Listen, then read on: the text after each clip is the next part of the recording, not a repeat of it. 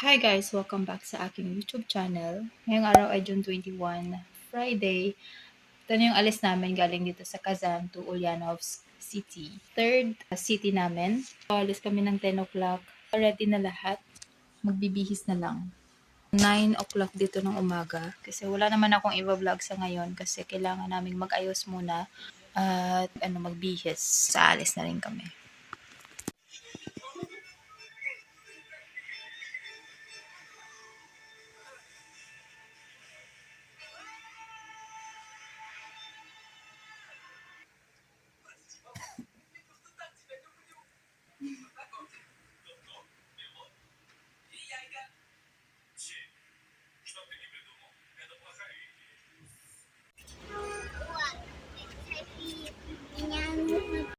We're leaving Kazan to Ulyanovsk. Huh?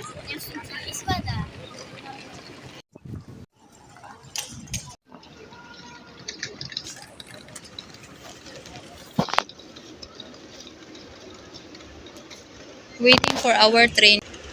Зефир.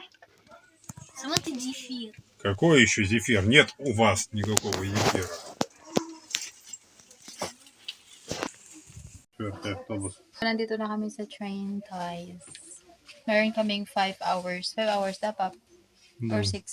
5 hours na travel to Ulyanovsk City. So, dito kami mag-lunch. May mga bit-bit kaming pagkain. Train na to parang old na siya. Hindi siya same sa sinakyan namin nung na isang araw. Да? Ты красивая. Ты красивая. We're leaving Kazan na, guys. Ayan, dami mga sundalo na pupunta sa gera. Hindi, joke lang. Training yata sila.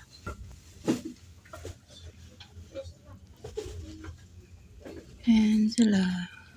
Madaming sundalo.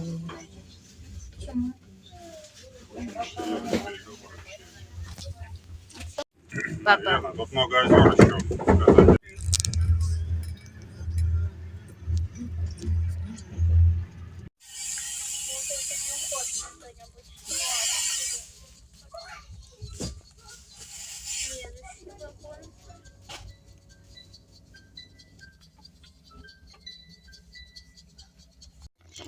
Что, тоже в это играете в школе?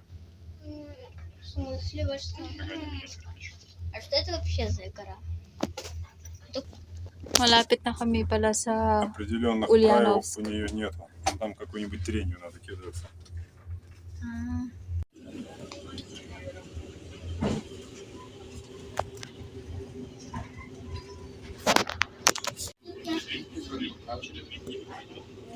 Dito na kami sa Ulyanovsk. Makulimlim.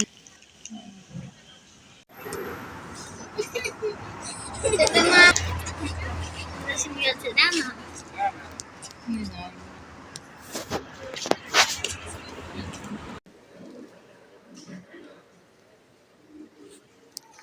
Dito na kami sa hotel. Sobrang lakas ng ulan sa... Тут гроза еще. Ayan. Что там, в Москве говорят, жуткий ураган был, да? Ito pala yung room namin. Actually, dalawa to. Sa kabila. Pero, А ты где был? В Москве в это время или на даче? ito yung bathroom. At least may private bathroom, guys. Compared sa kabila. Pero mas maganda yung bathroom doon kahit public. Ito yung ganyan siya. Ну, это вам повезло, что ненадолго. Там развалило все по катышу. Nandito na kami sa aming hotel. Ang pangalan ng hotel ay Volga Hotel. Dalawa yung room ang nakuha namin. Kasi wala silang malaking room na sa pang-apat na tao. Binigyan kami ng 2 rooms. Siguro doon sila ni Papa at ni Sofia sa kabila. Tapos kami dito ni Alisa. Gustong-gusto ni Sofia na 2 sila ni Alisa doon. Hindi pwede. Hindi pwede. Sabi ko, hindi pa niya maintindihan yung kung ano yung mangyayari, mga bad people. Hindi natin alam, di ba? Mas mabuti pa rin yung may kasamang adults. Ano siya, medyo nalungkot, medyo may kaunting galit sa akin. Sabi ko, ay nako, hindi mo pa naintindihan yung mga bagay-bagay kasi kala mo laro-laro lang. Nandun sila sa kabila, ginamit nila yung bathroom. So dito kami mamalagi. Pag matulog lang doon sila. Tapos lahat ng mga gamit nandito. Kasi mas feeling ko komportable ako dito kumpara doon. Tsaka mas malaki-laki to konti. Ngayon ay nasa 7 o'clock na ng gabi dito. Iba yung time dito compared sa Moscow. 1 hour ahead lang dito.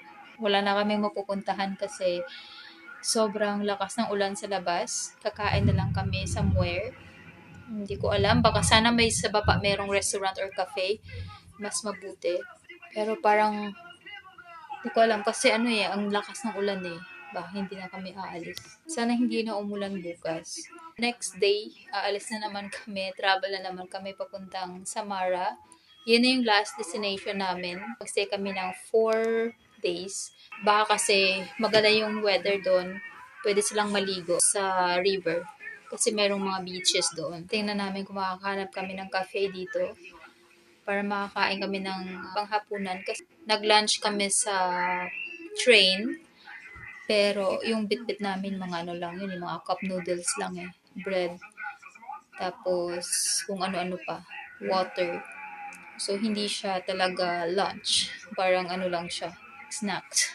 Yung gabi, sana makahanap kami ng cafe or sana ma-stop yung yung ulan para makapunta kami somewhere, makahanap kami ng cafe dito. Hindi naman kami napapagod sa travel kasi yung kinuha naming train, coupe, may cabin siya.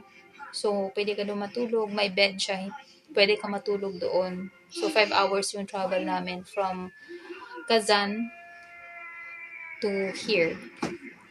So, sa 5 hours na yun, nakatulog kaming 3. Maliban kay Sofia kasi ayaw talaga niya matulog. Later, nanonood si Alisa na cartoons, SpongeBob. After Samara, uuwi na kami. Babalik na kami sa Moscow. Pero mag-plane kami. Gahanap kami ng makakainan, guys. So, ang ganda dito ah. Umuulan pa din.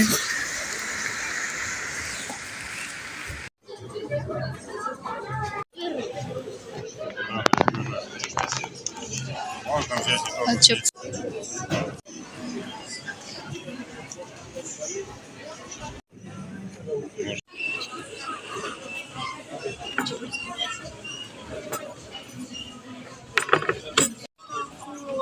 Не хочешь это?